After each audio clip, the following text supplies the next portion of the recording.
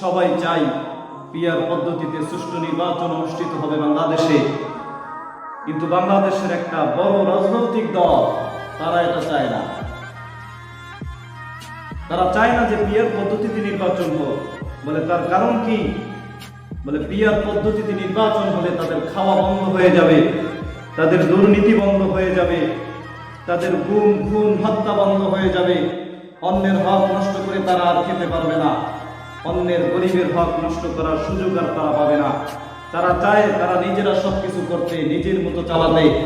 কিন্তু এবার ইনশাআল্লাহ ইসলামী দলগুলো যেহেতু ঐক্য হয়েছে, ইসলামী আন্দোলন বাংলাদেশের সিনিয়র নায়েবে আমির মুফতি ফয়জুল করিম শেখ চরমনাই সেদিন বলেছেন যে এখানে মঞ্চে যারা উপস্থিত আছি, আমরা যদি ঐক্য হতে পারি, মুনাফিকি যদি না করি, তাহলে আগামীতে ইনশাআল্লাহ বিজয়টা